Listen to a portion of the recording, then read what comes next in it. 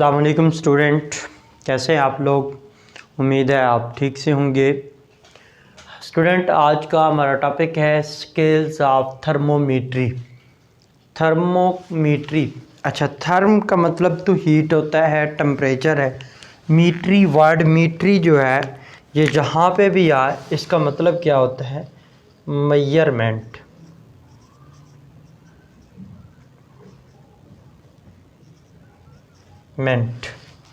अब ये थर्म का मतलब क्या है, टेम्परेचर। यानी थर्मोमीट्री ये आर्ट है, ये एक ऐसा फ़न है जिसमें हम डिफरेंट सब्सटेंसेस के टेम्परेचर को मेजर करते हैं। Measurement of the temperature, the art to measure the temperature of substance. इसको डेफिनेशन लिख देते हैं, art to measure the temperature of substances. इसमें हम किसी भी सब्सटेंस के टेम्परेचर की मेजरमेंट करते हैं तो उसको हम क्या बोलते हैं, थर्मोमीट्री। अच्छा, अब थर्मोमीट्री के अंदर हम स्केल्स अगर देखें टेम्परेचर के तो 3 डिफरेंट स्केल्स हैं टेम्परेचर के। एक स्केल हमारे पास सेल्सियस या सेंटीग्रेड स्केल है, दूसरा फ़ारेनहाइट स्केल है और तीसरा केल्विन और एब्सोल्यूट टेम्परेचर या एब्सोल्यूट स्केल, केल्विन स्केल या एब्सोल्यूट टेम्परेचर। ये मैंने आपको कल एक पॉइंट बताया था, जो हमारा प्रीवियस रिकॉर्डेड लेक्चर हुआ था उसमें मैंने आपको ये पॉइंट क्लियर किया था कि जब हम सेल्सियस के ऊपर भी डिग्री लगाते हैं और फ़ारेनहाइट के ऊपर भी जो है डिग्री लगाते हैं, इसका मतलब क्या होता है, बिलो ज़ीरो से नीचे इनकी वैल्यूज़ को हम फाइंड आउट करते हैं नेगेटिव में। इस केस में हम जो है वो जो केल्विन लिखते हैं इसकी रिप्रेजेंटेशन के लिए के, इसके ऊपर ये कैपिटल लेटर लिखना है और इसके ऊपर कोई हम डिग्री का साइन नहीं लगाते क्योंकि ये सबसे जो लोएस्ट टेम्परेचर है इंतहा पे आने वाला वो 0 ही है। अच्छा, अब स्टूडेंट इस केस में अगर हम टेम्परेचर के सेल्सियस स्केल में अगर हम फ्रीजिंग पॉइंट ऑफ वाटर की बात करूं तो ये क्या है, 0 डिग्री सेल्सियस। और इसी तरह बॉइलिंग पॉइंट ऑफ वाटर या आइस की बात की जाए, that is equal to 100 degree Celsius. इन दोनों के बीच में अगर हम डिवीजन मार्क्स लें तो अगर हम ये हमारा पास फाइनल एंड है और ये अगर हम लास्ट ये इनिशियल एंड है, इनके बीच में अगर हम 100 डिवीजन्स करें, यानी हम 100 इक्वल पार्ट्स बनाएं।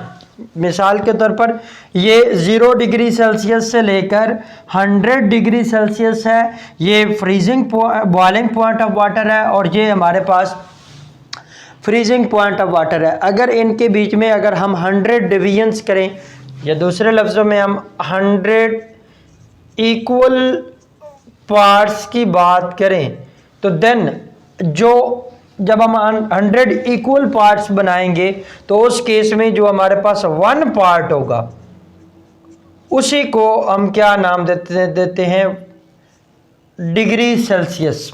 कि अगर इन दो टेम्परेचर मार्क्स के बीच में हम 100 इक्वल पार्ट्स बनाएं या हम उनकी 100 डिवीजन्स करें तो फिर हर पार्ट को या हर जो हमारे पास पैच बनेगा उसको हम 1 डिग्री सेल्सियस का नाम देते हैं।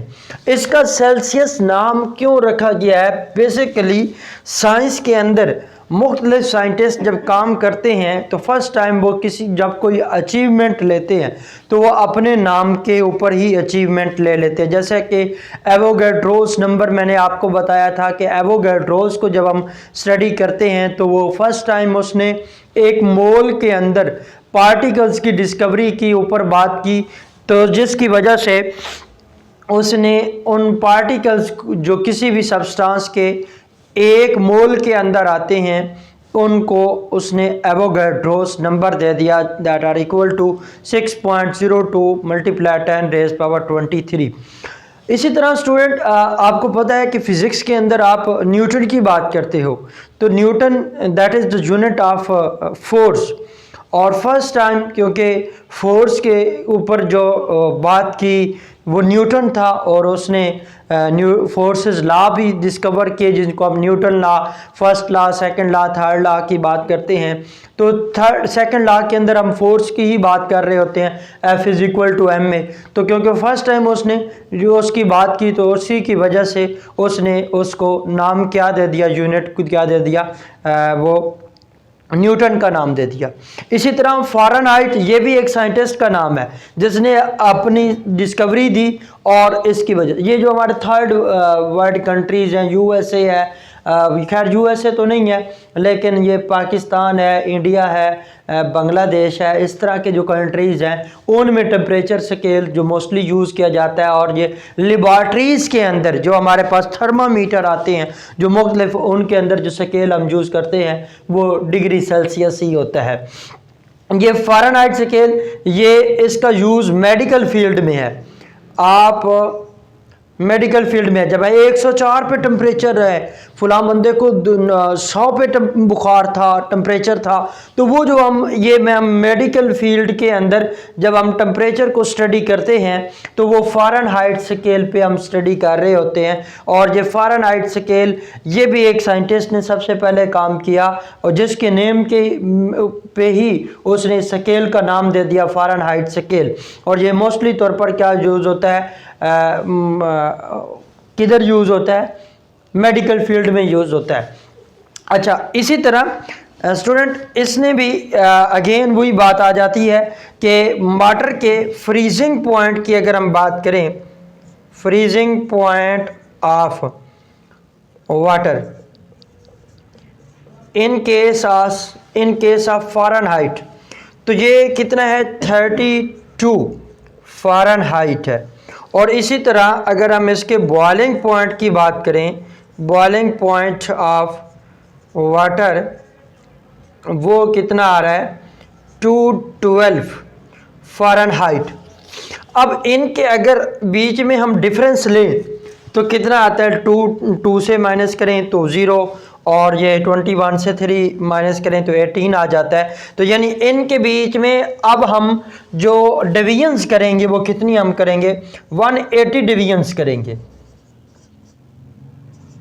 यानी इट्स मीन दैट हम 180 अगर इन 2 टेम्परेचर मार्क्स के बीच में जो वाटर का फ्रीजिंग पॉइंट आया है और वाटर का बॉइलिंग पॉइंट आया है, इन 2 टेम्परेचर मार्क्स के बीच में अगर हम 180 इक्वल पार्ट्स बना देते हैं, इक्वल पार्ट्स बना देते हैं या उनकी हम 180 डिवीजन्स कर देते हैं तो देन जो हमारे पास एक पार्ट हमें मिलेगा वो किस चीज़ के इक्वल होगा, 1 फ़ारेनहाइट के इक्वल होगा। उसको हम 1 फ़ारेनहाइट का नेम देंगे। और ये टेम्परेचर जो स्केल है ये मोस्टली तौर पर मेडिकल फील्ड में यूज़ होता है। ये मैंने अगेन बता रहा हूँ कि इसके ऊपर जो डिग्री का साइन होता है इसका मतलब यही है कि हम बिलो 0 इसको मेजर करते हैं या इसकी कैलकुलेशन में आ सकता है। और तीसरी बात है एब्सोल्यूट टेम्परेचर या इसको हम केल्विन स्केल कहते हैं। टेम्परेचर का जो SI यूनिट है, SI यूनिट है ऑफ टेम्परेचर वो भी केल्विन ही है। केल्विन स्केल में इसको मेजर किया जाएगा क्योंकि ये भी एक केल्विन भी एक साइंटिस्ट का नाम है जिसकी बेस पे उसने इस यूनिट का केल्विन स्केल या एब्सोल्यूट टेम्परेचर का नाम दिया। इसको हम केल्विन स्केल में मेजरमेंट करते हैं।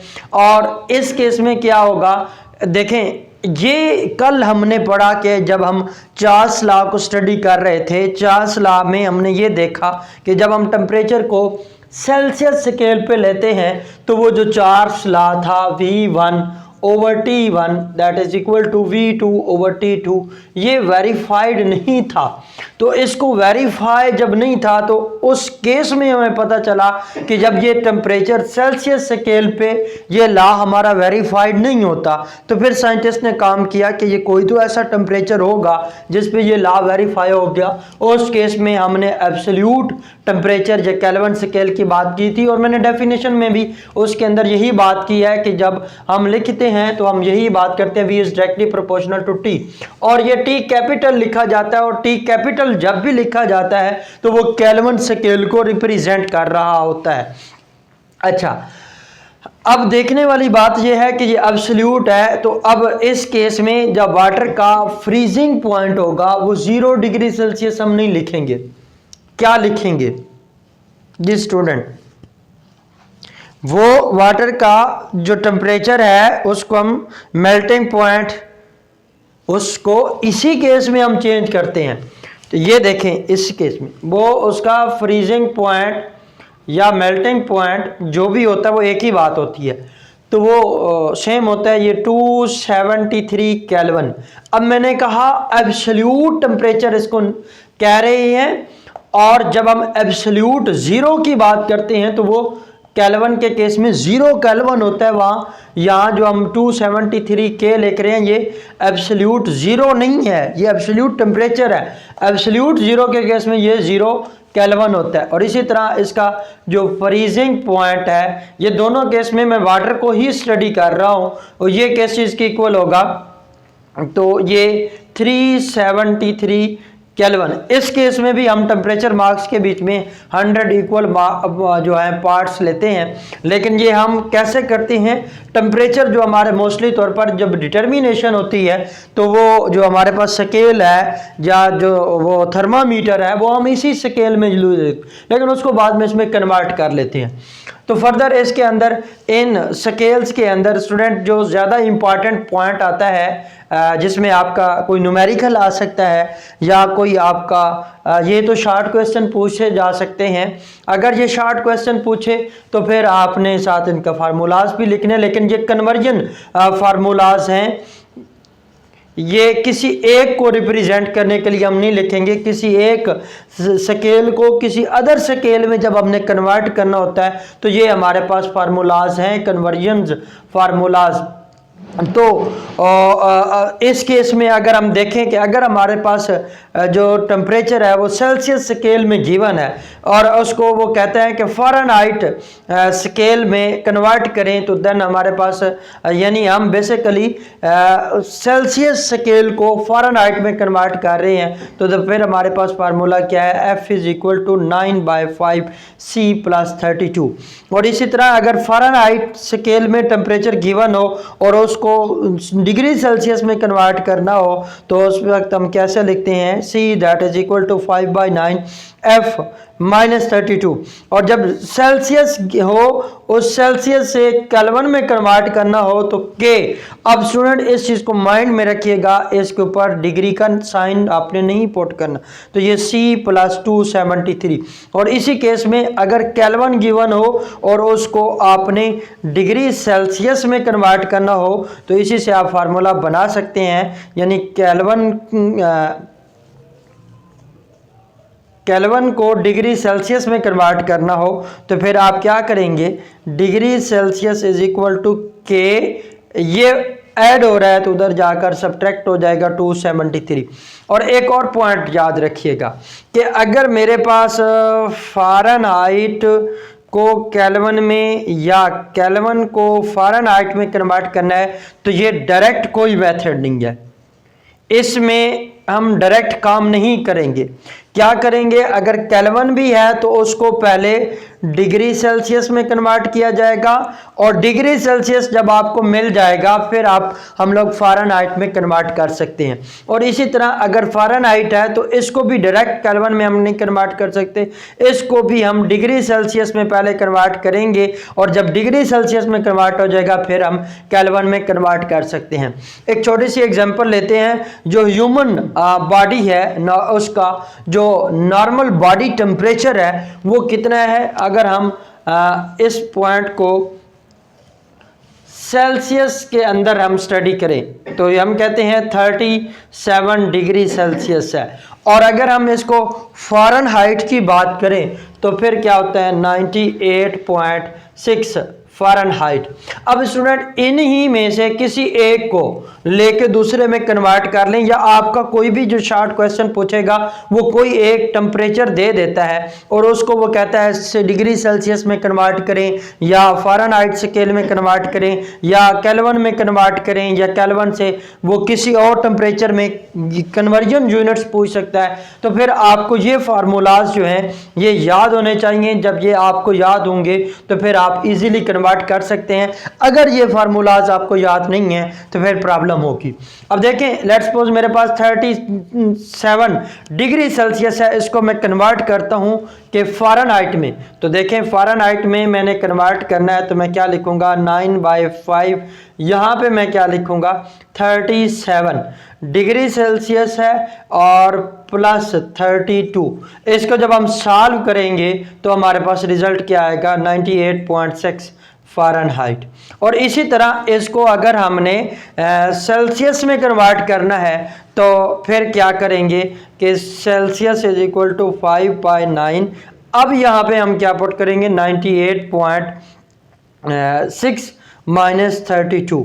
तो पहले स्टूडेंट इस सोल्यूशन का जब हमने करना है तो इधर हमने पहले इसको सॉल्व करने के बाद एंड पे ऐड करना है, और इधर जब हम करेंगे इसके अंदर तो पहले इसको सब्ट्रैक्ट करेंगे, फिर जो रिजल्ट आएगा उसके साथ उसको मल्टीप्लाई करेंगे, तो देन रिजल्ट हमारे पास 37 डिग्री सेल्सियस ही आता है। अच्छा, इसी तरह जब आपने इस चैप्टर 3 के अंदर जब भी हम पढ़ते हैं तो हमने कोई भी स्केल पे किसी भी स्केल पे टेम्परेचर गिवन होगा तो हमने पहले उसको किस में कन्वर्ट करना है।